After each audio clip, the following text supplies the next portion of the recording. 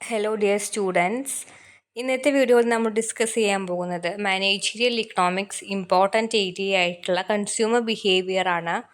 So നമുക്ക് അതിന് വീഡിയോയിലേക്ക് കിടക്കാം. അപ്പോൾ നമുക്ക് കൺസ്യൂമർ ആരാണെന്ന് മനസ്സിലാക്കണം. എപ്പോഴും കുട്ടികൾക്ക് വരുന്നൊരു ഡൗട്ടാണ് കസ്റ്റമർ ആരാണ്, അതേപോലെ തന്നെ കൺസ്യൂമർ ആരാണെന്ന്.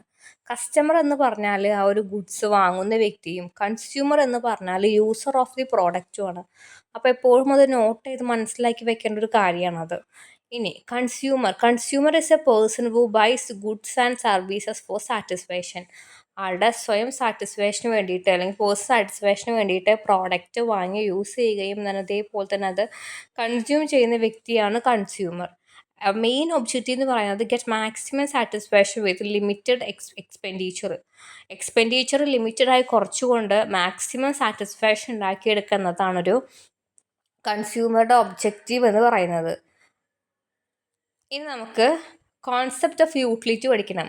അപ്പോൾ നമ്മൾ കൺസ്യൂമർ ജസ്റ്റ് ഒന്ന് ബേസിക്സ് ആയിട്ട് നോക്കി പഠിച്ചോളൂ. ഇനി നമുക്ക് യൂട്ടിലിറ്റിയുടെ കോൺസെപ്റ്റ് പഠിക്കണം. അപ്പോൾ യൂട്ടിലിറ്റി എന്ന് പറഞ്ഞാൽ satisfying power of A commodity.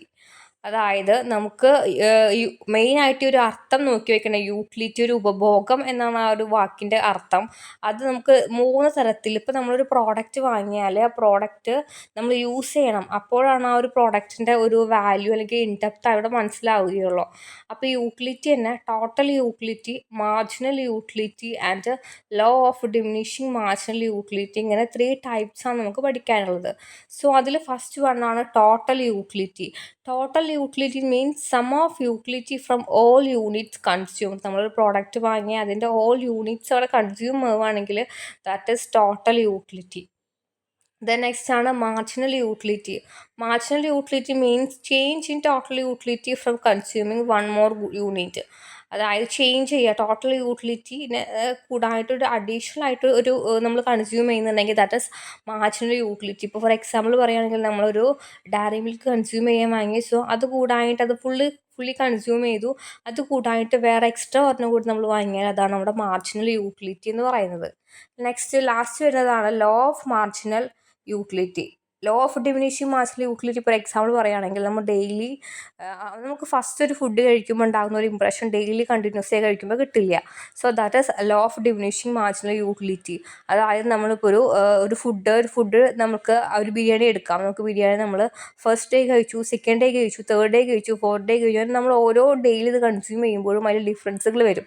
So that is A law of diminishing marginal utility. Consumption increases, marginal utility decreases. Consumption കൂടും, പക്ഷേ നമ്മൾ ആ കൺസ്യൂം ചെയ്യുന്ന കൂടിയെങ്കിലും അഡീഷണലി നമ്മൾ വരുന്ന ഒരു മാർജിനൽ യൂട്ടിലിറ്റി അവിടെ ഡിക്രീസ് ചെയ്യുന്ന ഒരു കോൺസെപ്റ്റാണ്. ഇനി നമുക്ക് അസംഷൻസ് പഠിക്കണം. ഡിമിനിഷിങ് മാർജിനൽ യൂട്ടിലിറ്റിയുടെ അസംഷൻസ് എന്തൊക്കെയാണെന്ന് നോക്കണം. DMU means diminishing marginal utility.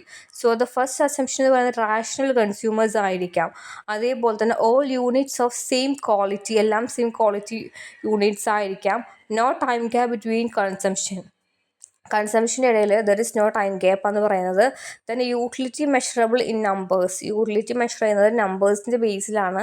ടേസ്റ്റും ഡിഫറൻസും കോൺസ്റ്റൻ്റ് ആയിരിക്കാം. Then commodity consumed in a sizable ക്വാണ്ടിറ്റിയിലായിരിക്കാം. So these are the important assumptions of diminishing marginal utility. So next we move on.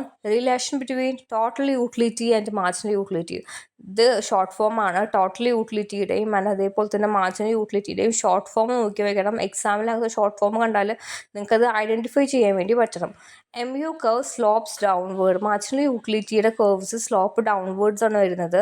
And അതേപോലെ തന്നെ total utility increases at diminishing rate. Then MU 0 ആകുമ്പോൾ TU അവിടെ constant ആയിരിക്കും. At the same time ഇതേപോലെ തന്നെ MU negative ആകുമ്പോൾ TU അവിടെ follow ചെയ്യാൻ വേണ്ടി തുടങ്ങും. So these are the important relationship between the marginal utility and total utility. എക്സാമിന് 4 മാർക്ക് ക്വസ്റ്റ്യൻസ് ആയിട്ട് എപ്പോഴും ചോദിക്കുന്ന ഒരു ഏരിയയാണ്. ദെൻ നെക്സ്റ്റ് നമുക്ക് കൺസ്യൂമേഴ്സ് ഈക്വിലിബ്രിയം എന്താണെന്ന് പഠിക്കണം. ജസ്റ്റ് അത് അറിയണമെങ്കിൽ 2 അപ്രോച്ചസ് നമ്മൾ അറിയണം. That is cardinal analysis and ordinal analysis. The cardinal analysis also known as utility analysis and Ordinal analysis is also known as indifference curve analysis. So consumer equilibrium is when a consumer is maximizer. Consumer satisfaction is maximizer. So that is consumer equilibrium. Consumers satisfaction maximize the point that is equilibrium point. So this is the two approaches: utility analysis and indifference curve analysis. So next we move on to what do we mean by single cardinal approach. It means only consider single commodity. The equilibrium condition is also includes marginal utility x equal to px. These are the important equation you should know to write on your examinations time. So these are the important remedies to approach the cardinal utility. The single, it's also known as single commodity. Then mu x is more than p of x, the consumer consume more, then less than, it means consume less. Next we move on indifference curve analysis. So what do we mean by indifference curve? The short form of indifference curve is IC.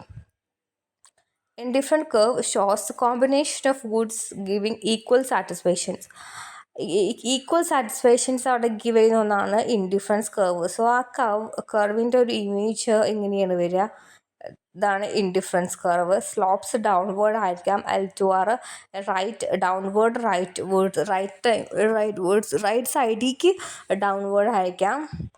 ഇനി ഇതിൻ്റെ properties and assumptions നമ്മൾ നോക്കിയിരിക്കണം. So what are the important properties of indifference curve? ഈ പറഞ്ഞ പോലെ തന്നെ slopes downward to right ആയിരിക്കാം. Then higher I C means higher satisfaction. I C do not intersect. You should not, these lines should not intersect and need not be parallel. Okay, then convex origin, shape convex origin ആണ്. ഇനി ഈ shape ഇങ്ങനെ വന്നാൽ അത് concave ആണ്. So നിങ്ങളത് നോക്കി വെക്കണം. Shape of the indifference curve is convex. Okay, then the assumptions of indifference curves: rational consumer, two goods, diminishing marginal rate of substitutions, non-static and monotic preferences and indifference method. These are the important assumptions of indifference curve.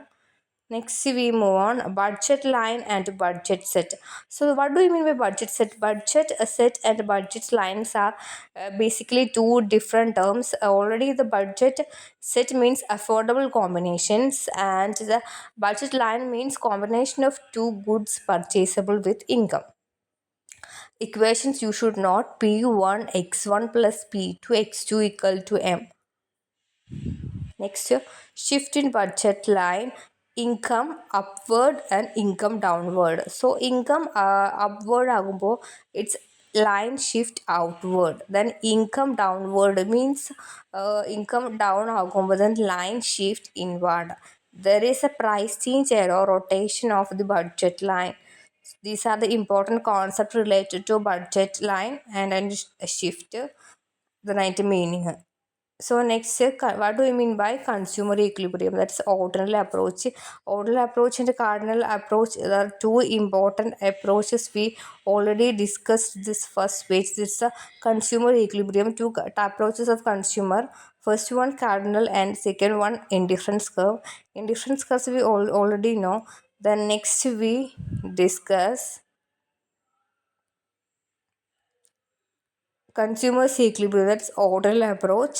Equilibrium and indifference curve is tangent to budget line, a condition MRS xy equal to px by py. E is the maximum satisfaction point is achieved. So നമ്മൾ graph വരയ്ക്കുകയാണെങ്കിൽ ഒരു E പറഞ്ഞ point രണ്ടും നമ്മൾ സാറ്റിസ്ഫാക്ഷനായി വന്ന് നിൽക്കുന്ന ആ ഒരു ലെവലാണ് നമ്മളവിടെ കണക്കാക്കുന്നത്. Next we already discuss the important questions. You should note these questions. Explain law of diminishing marginal utility with diagram. Effect of income rise on budget line. Explain consumers equilibrium using indifference curve and budget line, and solve numerical questions on budget line and total utility and marginal utility.